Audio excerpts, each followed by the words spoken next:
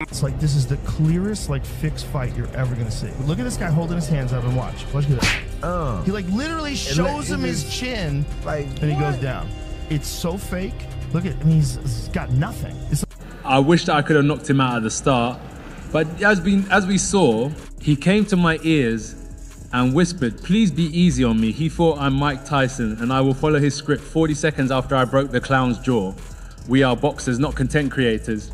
I wish that I could have knocked him out at the start, but as we saw. The day after I woke up and told my wife, "Why did I do that?" I don't know. I just don't know what the hell goes on. I remember one thing. I had a very hard moment in that part of my life, but I assure you, in that age, I could have put that clown in the first round, but I sold my soul. And you could only take so much, and at a certain, like that one that he got from Joshua, ooh. You know, say if you have like a punch card, you have like so many punches that you can get in your life, which I believe you do. I believe there's a certain number. That one was like 10 bunches. Yeah. That was like, yeah. It was a lot of concussions. It's just boxing. Injuries happen. Move on. But context changes everything. This wasn't presented as ordinary boxing. It was sold as legitimate, without ever earning that title. When marketing races far ahead of reality, someone always pays the price. Here, the cost was exacted in shattered bones, implanted metal, and silent, long-term consequences that no one dares to claim publicly. Anthony Joshua's gigantic. So big. He's so big. He's so much bigger. So, of course, like, his punch that he knocks Tyron Woodley out cold with, Joshua just eats it. Yeah. Because he's a giant. Yeah.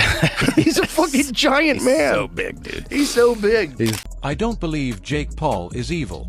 He's a product, carefully crafted, aggressively pushed, until something inevitably breaks. And when it shatters, the blame scatters, from manufacturer to user, to environment, to chance. Yet chance doesn't book fights. People do. Decisions do. And every decision carries consequences, whether anyone chooses to own them later or not. A chilling effect is coming. Fighters will pause. Commissions will probe. Insurers will tighten. When the easy money fades, loyalty vanishes. Praise turns to distance. Fans crave spectacle, yes, but they also hunger for authenticity. Anthony Joshua delivered it in its rawest form. That makes it infinitely harder to sell diluted versions of reality. From here on out, Jake Paul, pin him down and hurt him. That has been the request leading up, and that was on my mind. It took a bit longer than expected, but the right hand finally found it. Then the rumors surfaced. Days after the fight, allegations swirled. Jake Paul had tried to bribe Anthony Joshua before the bell even rang. I keep replaying that knockout in my mind. Each loop makes it uglier. This was never merely Jake Paul getting hurt. It was a business model, crashing headfirst into real, unforgiving violence, in front of millions. When that collision happens, promoters, executives, and partners don't chase truth. They scramble for leverage, protection, silence, and damage control. You can feel the strain in every carefully edited statement, in every question left dangling unanswered. Jake Paul didn't build a traditional boxing career. He engineered a controlled ecosystem, variables tightly managed, opponents handpicked, narratives softened, risks negotiated down. Those systems only hold as long as everyone plays their assigned role. The moment Anthony Joshua refused, treating him like any other heavyweight, the illusion shattered instantly. Confidence gave way to panic. Seemed to me like sparring. Yeah. When I watched it, which, you know, look, I paid for it. They got me. I thought it was going to be a real fight, but I'm not mad. Had $1 million on. That's the problem. Yeah. That's why. Look, maybe it was a real fight. Maybe that's just the level that they both fight at. But it didn't, you know, it seemed a little sus. You know. People keep calling it bravery, and yes, stepping into the ring with Anthony Joshua demands undeniable courage. But bravery without wisdom is simply liability. Networks insure against liability. Fighters absorb the damage. That's why this entire situation feels profoundly wrong. Someone approved this matchup, fully aware of the chasm in skill, the inherent danger, the almost certain outcome. Approval equals responsibility, even when no one wants to claim it. What truly unsettles is not just the injury, but the precedent it sets. Once an influencer brand is permitted to test itself against elite heavyweight power, you can no longer pretend. The ceiling is unknown. Every future crossover fight now lives in the shadow of Anthony Joshua's right hand. A single, violent, unforgettable moment that stripped promoters of all plausible deniability. I mean, I never felt it was anything other than entertainment. I'm not surprised that it... I mean, Anthony Joshua could have knocked Jake Paul out anytime he wanted to. He didn't want to. So why didn't he? Because, well, when you're on a platform like Netflix that turns one-part episodes into a 6-part series, why would you think that part of their entertainment model is to have a 30-second fight? Why? You watch a Netflix series, you can watch it and you can go, well, I get the gist of it. Why have you got to turn it into 10 episodes? Because I'm dying with boredom after episode. Are you telling me that Netflix probably emphasised, listen guys, take this as long as you can? Anthony Joshua didn't step, irrespective, I sat to all these guys, whether it be Spencer or Paul Smith, talking about the fact that Jake Paul couldn't run, didn't have the footwork to be able to move around the ring. This fallout was predictable. Not the exact punch, perhaps, but the consequences. Absolutely. Boxing history is littered with moments where entertainment outran common sense and paid the price. It always unfolds the same way. First jokes, then curiosity, then concern, and finally regret. Right now, the sport sits squarely between concern and regret, where stories begin to shift and timelines are quietly rewritten behind closed doors. I refuse to believe everyone involved was naive. These are professionals, people who intimately understand force, damage, and risk curves. That means the gamble was intentional, and intentional gambles always imply someone was expected to lose. What truly bothers me is that the outcome was never supposed to look this final, this decisive, this exposing, and that's exactly where the truth starts leaking out. So nuts, right? Just the fact that he's willing to fight the 2-time heavyweight champion, former Olympic gold medalist. Yeah. A guy who's gigantic in his prime, built like a Greek god. Yeah. And you're going to stand, and he's a one-punch killer. And you're going to stand in front of that guy, and he avoided shots till the 6th round. He just started getting tired. Mike Tyson's comments on memory loss still haunt me. Those weren't casual throwaway lines. They were warning flares. And flares are never fired by accident.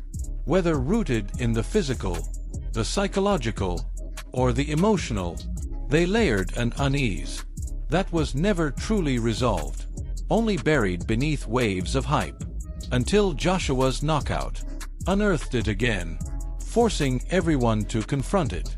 Fighters watching this unfold don't see drama or controversy. They see timing, distance, intent, and that terrifying instant when Jake Paul realized the rules had shifted and the safety net was purely imaginary. Imaginary safety nets are precisely how careers end. Abruptly. That's why the reaction behind the scenes has been far colder, far more serious than any public commentary lets on 4.6 SFast. I mean, I told everyone, though, that I would do better than Francis and that Francis kind of got no chin. So Francis low-key soft. You made it further than Francis. Yeah. So the result. I mean, by 6, he went 6 rounds. You know what that means? What? Joe Rogan's shift in tone after the fight wasn't moral outrage. It was recognition. When someone who's witnessed decades of combat damage urges you to consider retirement, it's not about ego. It's not about headlines. It's about preventing the next tragedy. You don't issue those pleas lightly, only when you see a line has been crossed from mere spectacle into unmistakable warning sign territory. We got here. As I look at it, for the fans, it put it put boxing still on the map because it keeps boxing relevant. Having exhibition fights like this, different celebrities and different things like that. I look at it as a fun thing for fans and stuff like that. I don't really take it seriously, because, we in the business of boxing. That right there is just, exhibition stuff. But I'm hearing they say it's a real fight. But yeah, it's a real fight because both guys are getting in there fight. I'm still the one that be thinking. What we're witnessing now is reputation management unfolding in real time. When clarity takes this long to surface, it almost always means narratives are being quietly negotiated, carefully aligned. If everything were truly straightforward, answers would already be here. Clear, immediate, unforced. Instead, we're fed noise, distractions, strategic reframing. And that only heightens suspicion, layering the entire situation. In filters, in discomfort, in unspoken tension. I mean, Simon, when you look at it, Jake Paul posted on Twitter after the fight, jaw broken, heart and balls intact. That's a good thing. Time to rest, recover, and return to cruiserweight. I mean, he's coming out of it as if, well, yeah, I got battered in the end, but boy. Anthony Joshua is neither hero nor villain here. He is an accelerant, not the creator of the system, but the force that exposed it. Far sooner than intended, exposure becomes dangerous when control is the true currency. Control over opponents, over narratives, over outcomes. That's what kept the machine humming. Joshua stripped it away with a single punch. I keep replaying his demeanor afterward. No celebration, no posturing, just quiet annoyance. For him, this wasn't history. It wasn't controversy. It was simply work. That stark contrast reveals the vast mental chasm between authentic fighters and manufactured stars. Once that gap is laid bare, fans see it, promoters see it, commissions see it. It cannot be unseen. Jake Paul now bears a weight, heavier than bruises. Confidence, after a moment like that, turns performative. And anyone steeped in combat sports knows. Performative confidence invites injury, because the body remembers what the mouth denies, and fear surfaces unbidden. When timing fails, promoters won't admit it aloud, but the math has shifted. Anthony Joshua didn't merely win. He shattered a risk model. When models fracture, spreadsheets spark panic, long before microphones do. Those closed-door meetings, they're likely louder than any press conference we've witnessed. Joe Rogan wasn't exaggerating. On punch limits, fighters age differently than influencers. Elite heavyweights compress damage into instants that reshape careers and lives. Once you've felt that power intimately, you don't bargain with it again. You respect it, or you walk away. Mike Tyson's role in this ecosystem now casts a darker shadow in retrospect. When legends voice doubts about their own choices, it's because an internal boundary was crossed, a line tied not to money or ego, but to identity and regret. Fans insisting this was scripted miss the gravest truth. Fake narratives crumble under real consequences. Jaw plates, memory voids, raw fear on display. These aren't props of entertainment. They signal collision with unyielding reality. Anthony Joshua didn't humiliate Jake Paul. He educated him. And boxing's education is merciless, delivered without padding. When lessons land that swiftly, there's no space for gentle adaptation or protective spin. Commissions aren't swayed by emotion, but they guard their territory fiercely. Embarrassment accelerates regulation faster than tragedy. No one wants their emblem tied to the next irreversible headline. Influencer boxing won't perish from one defeat. It erodes through credibility loss. That erosion quickens when outcomes cease being negotiable and bow instead to physics over contracts. Jake Paul's team faces a stark choice: rebuild the illusion or confront limits. Both roads are perilous. Illusion invites recurrence. Honesty threatens revenue. Neither restores lost innocence. What haunts veteran fighters isn't Joshua's raw power, but its casual arrival. That ease reminds them how fragile the line is between control and catastrophe. Joshua emerging unscathed underscores the imbalance. The system promised parity in crossover, delivered stark asymmetry. Asymmetry dismantles marketing swifter than any loss. Joe Rogan's retirement plea wasn't theatrics, it was pattern recognition. In combat sports, patterns are etched in blood before they shape policy. Mike Tyson, observing this, feels emblematic.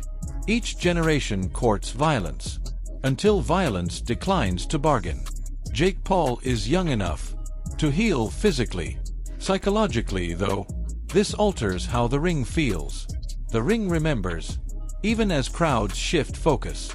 Promoters banking on forgetfulness misjudge today's audience. Clips endure eternally. Knockouts define epochs, whether the industry approves or not. Anthony Joshua never sought to author a cautionary tale, but history casts roles uninvited, and his now stands as proof. Elite force ends arguments in an instant. The silence from key players roars louder than indignation. Silence often signals exposure with legal or financial stakes. No one rushes to explain.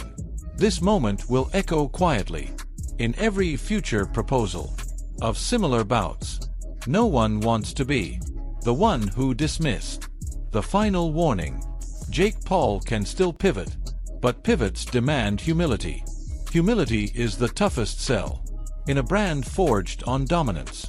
The longer boxing dodges an honest reckoning with what transpired, the deeper this fracture spreads.